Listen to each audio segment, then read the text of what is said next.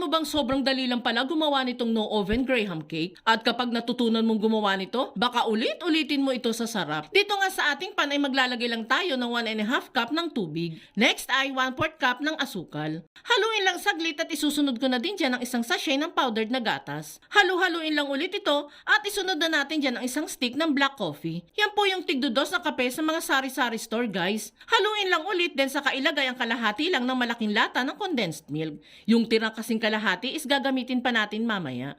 Isusunod ko na din po agad dyan itong jelly powder, guys. Kalahati lang po ng isang sachet ang gagamitin natin. And last na ingredient natin ay itong crushed grahams. Bali kalahati lang din ng isang pack ng crushed grahams ang gagamitin natin. Yung isang kalahati po kasi ay gagamitin pa natin mamaya.